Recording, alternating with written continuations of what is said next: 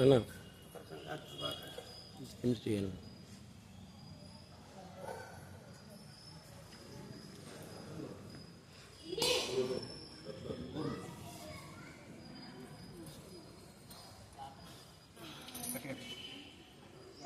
Amount లోపల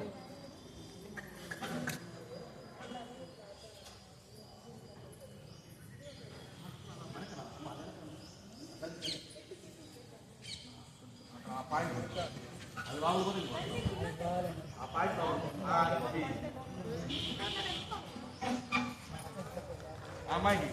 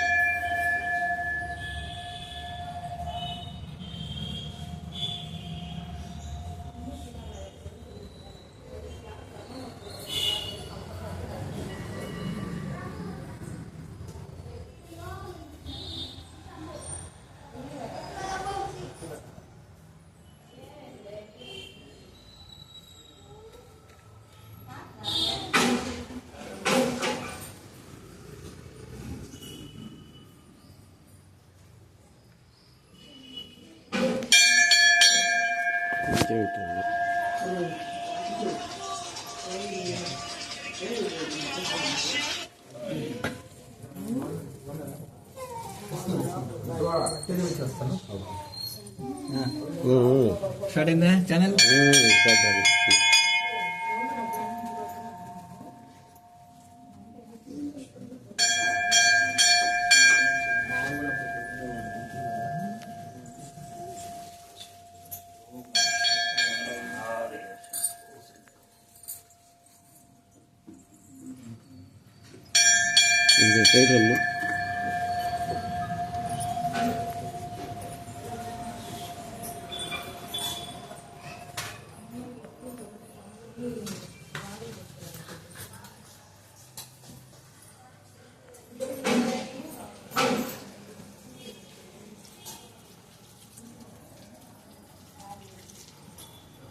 welcome to our channel world teacher news. మన world teacher news యూట్యూబ్ని వీక్షిస్తున్నటువంటి అందరికీ కూడా శతాధిక నమస్సుమాంజలు. నిశ్చలంగా నిద్రిస్తున్నటువంటి వ్యక్తి కలలో మరో ప్రపంచాన్ని సృష్టించుకొని నడియాడుతున్నట్టు అచల స్వరూపుడైనటువంటి పరమేశ్వరుని యొక్క సంకల్పమే ఈ బ్రహ్మాండ గోళాల యొక్క మహాసృష్టి అనడంలో సందేహం లేనే లేదు.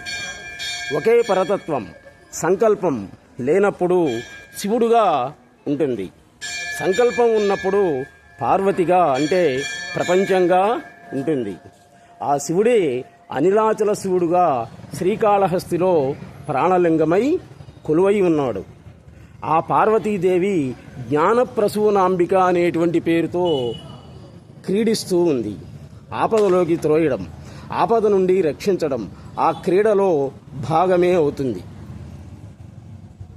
అజ్ఞానానికి గురి చేయడం, దాన్ని మళ్ళీ తొలగించడం, జ్ఞానప్రబోధం చేయడం ఆ క్రీడలో భాగమే అవుతుంది.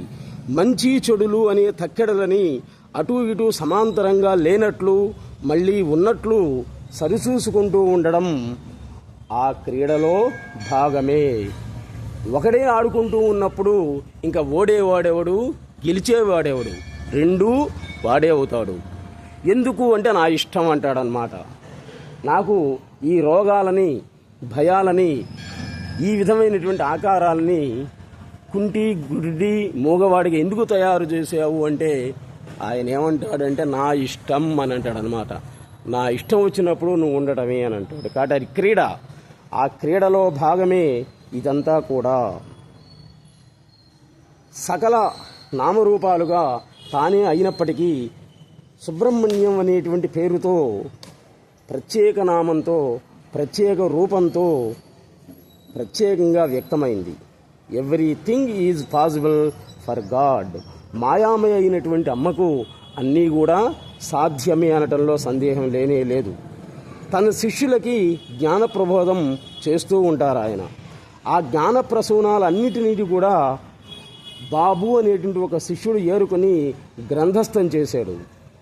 మీరు ప్రసాదించినటువంటి జ్ఞాన ప్రసూనాలు నిర్దయగా ఉన్నాయి గురువుగారు అన్నప్పుడు సుబ్రహ్మణ్యం గారు ఏమంటారంటే, ఇంతకంటే దయగలిగినటువంటి వాక్యాలు ఈ భూమండలంలో ఎక్కడా ఉండవు అని అంటాడు.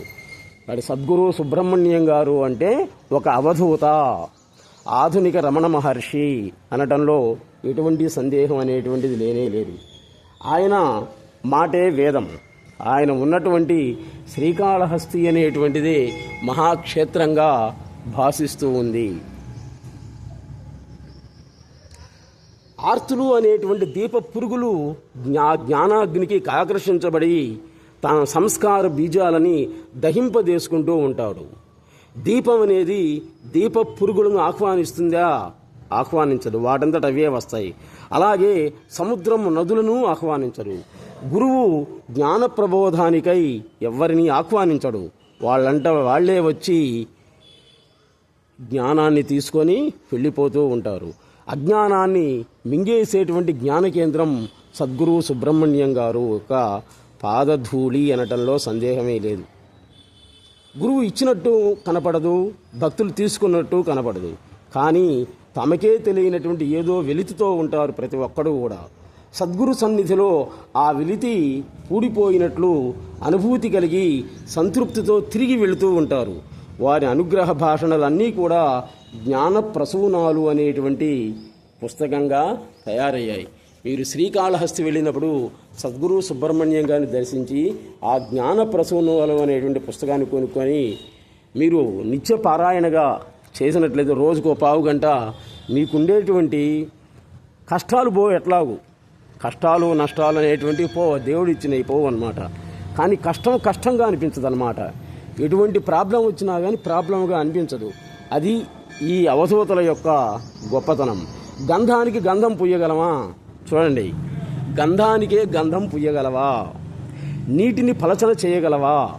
ఈ ఆకాశాన్ని, మీకు కనిపించేటువంటి ఈ ఆకాశాన్ని నీవు ఎప్పుడూ కూడా విస్తరింపజేయగలవా? చేయలేవు. మరి మధ్యలో ప్రతి దానికి దూరి అంతా నేనే చేస్తున్నాను అని తాపత్రయపడుతున్నావు. ఇదంతా కూడా నీ వల్ల ఏదీ జరగటం అనేటువంటిది జరగదు. నీలో ఉండేటువంటి మహామాయ శక్తి స్వరూపం ఏదైతే ఉందో అది జయిస్తుంది అని అంటారు సద్గురు సుబ్రహ్మణ్యం గారు. ఇదంతా కూడా నీకు వచ్చేటువంటి కష్టాలు నష్టాలు అన్నీ కూడా ఒక స్క్రిప్ట్ తయారైపోయింది. నువ్వు ఎప్పుడైతే మలమూత్రాలతో ఉన్నటువంటి నీ తల్లి గర్భంలో ఉన్నావో అప్పుడే ఆ స్క్రిప్ట్ అనేటువంటిది ఆయన రాశాడు. దాని ప్రకారంగానే జరుగుతుంది. కానీ నీవు అనుకున్నట్లుగా ఏదీ కూడా జరగదు. దాని ప్రకారంగా, ఆ స్క్రిప్ట్ ప్రకారంగా నీవు అనుభవించడమే అన్నిటినీ, కష్టాలు సుఖాలు లాభాలు నష్టాలు మానాలు అవమానాలు అన్నీ కూడా. అంతకంటే చేయగలిగింది, చేర్చగలిగింది, మార్చగలిగింది అనేటువంటిది ఎక్కడా లేనే లేదు. కాబట్టి మన జ్ఞాన ప్రసూనాలు నీ గురించి విన్నటువంటి ఎంతోమంది సద్గురు సుబ్రహ్మణ్యం గారిని దర్శించి తరించారు. ఈ సద్గురు సుబ్రహ్మణ్యం గారికి ఇప్పుడు 95 ఏళ్ళు వృద్ధులు పాపం. ఆయన జీవితాన్ని దేశ విదేశాలన్నీ కూడా ప్రజలు వస్తున్నందువల్ల టైమింగ్స్ పెట్టారనమాట. ఉదయం 9 నుండి 11 వరకు, సాయంత్రం పూట 5 నుండి 7 వరకు. అయితే ఇప్పుడు పాపం ఆయన నేత్ర వ్యాధులతోటి, కొన్ని మానసిక వ్యాధులు, జీర్ణకోశ వ్యాధితో కొంచెం ఇబ్బందిగా ఉంది. అందువల్ల ఆయన్ని వెళ్ళి చూసి రావటమే కానీ మాట్లాడటం అనేటువంటిది కష్టం అన్నమాట. ఇప్పుడు గురు దర్శనానికి వెళ్ళినటువంటి వాళ్ళందరూ కూడా సద్గురు సుబ్రహ్మణ్యం గారిని చూడండి, చూసి రండి.